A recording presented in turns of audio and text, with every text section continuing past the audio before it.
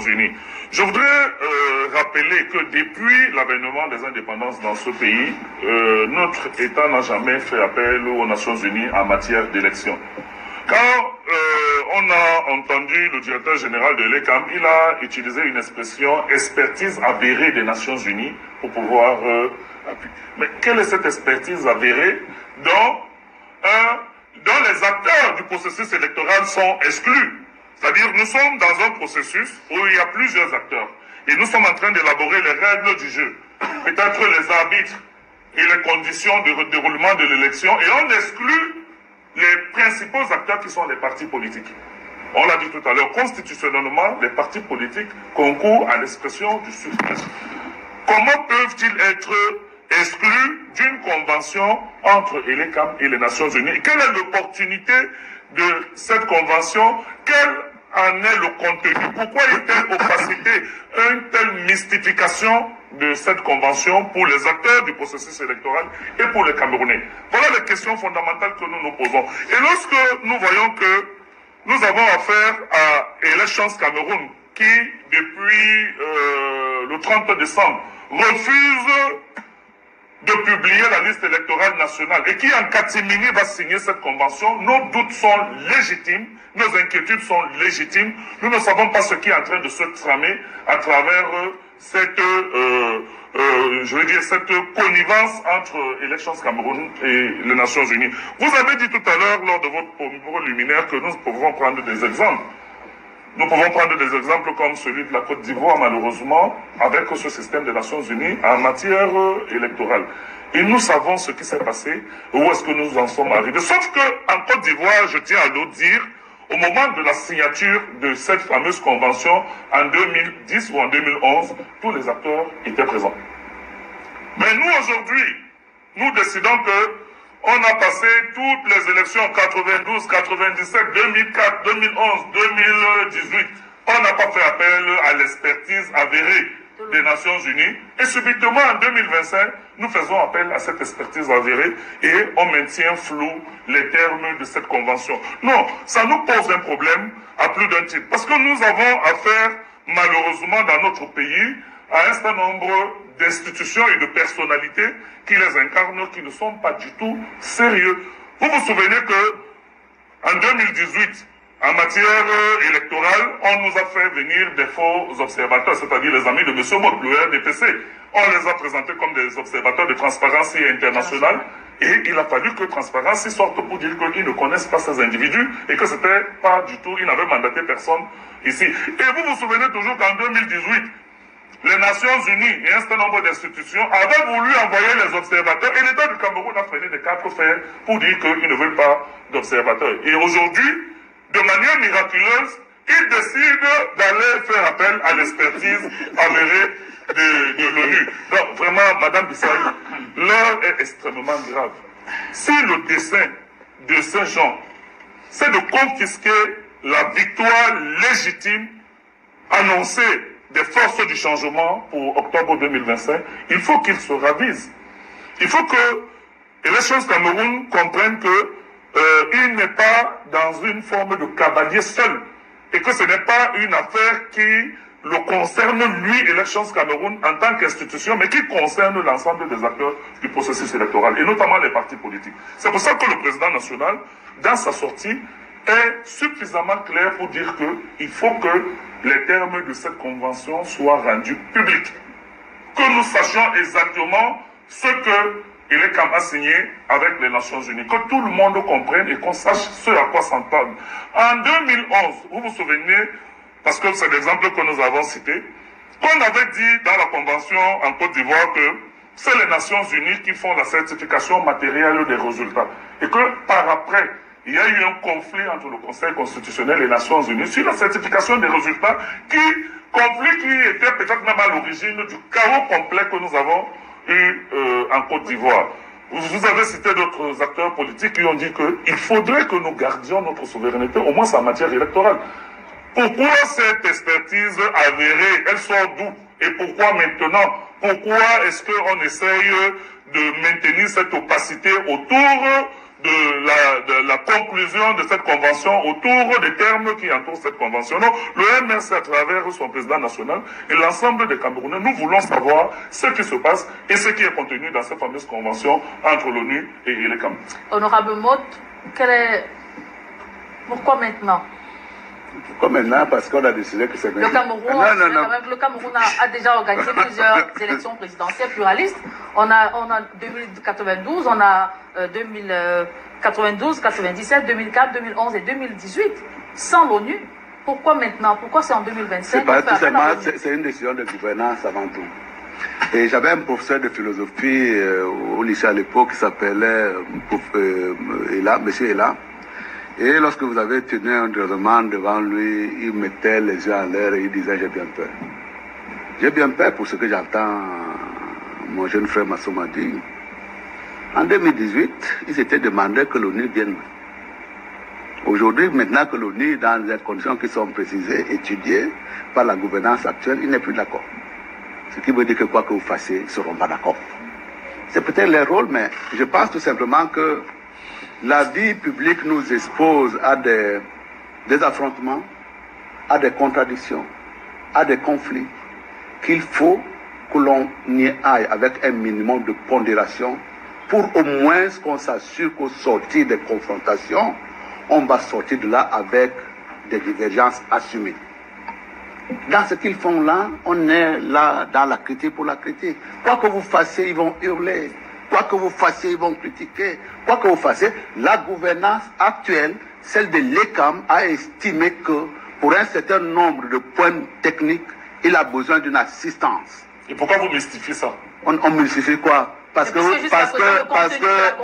Massouma voulait vous dire que chaque fois que le président de la République va se gratter, il viendra demander votre avis. Ce n'est même pas la notion. Non, l'État n'est pas le président de la République. Parler de la gouvernance. C'est un acte de gouvernance tout simplement. Pour un certain nombre de problèmes pour lesquels l'ECAM a estimé qu'il a besoin d'être assisté par une organisation extérieure, sans toutefois la dénaturer ou alors, renoncer à notre intégrité territoriale, on peut faire recours à une expertise quelconque.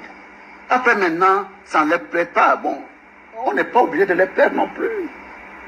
Mais retenez tout simplement qu'il a dit à l'intérieur de son propre discours, en 2018, on était demandeur, mais maintenant qu'on va vers cette position-là, tu l'as dit. Non. À partir du moment j'ai dit que le RDPC a refusé en 2018. Vous avez refusé, l'ONU a voulu envoyer les observateurs et vous avez refusé en 2018. Et en 2025, subrepticement, vous acceptez que c'est ça. Et là, vous n'êtes plus d'accord, c'est pas nous qui avons dit en 2018, c'est vous qui vous y êtes opposé. On s'est opposé alors qu'il n'y avait pas une demande, on n'avait pas besoin de s'opposer pour cela. Non, je pense tout simplement que dans cette histoire-là, revenons à ce que le président de la République a dit dans son discours de fin d'année, ce serait bien qu'on soit apaisé avant le scrutin, pendant le scrutin, après le scrutin. Après maintenant, il peut faire tous les dilatoires du monde, au monde. En octobre 2025, on votera avec des candidatures qui seront en présence. On a parlé tout à l'heure de la possibilité du président de la République à être président national de RDPC, à être candidat. L'ensemble de ces dossiers-là ne sont pas de notre niveau de débat. Il y a des instances républicaines qui sont dédiées pour cela. Et lorsque les candidatures vont se former, on ira dans un premier temps à l'instance électorale de l'ECAM, le Conseil national et le Conseil électoral de l'ECAM.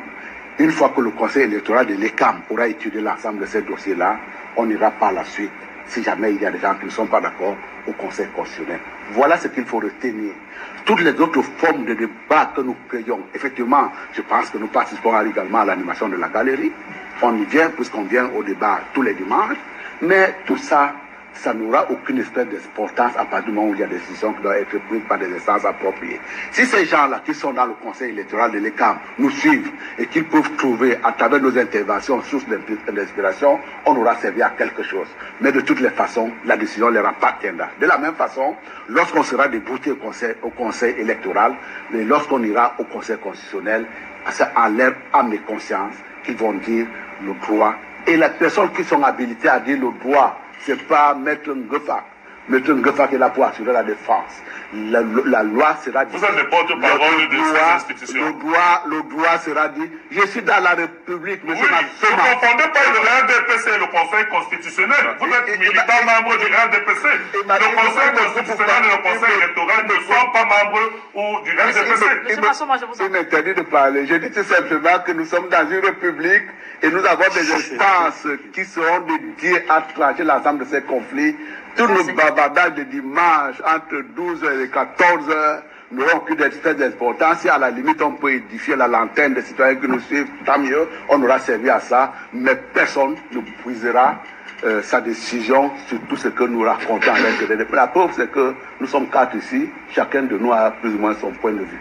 Et ce n'est pas la décision qui en découlera demain ou après-demain, ce ne sera pas le Congrès de ce point de vue.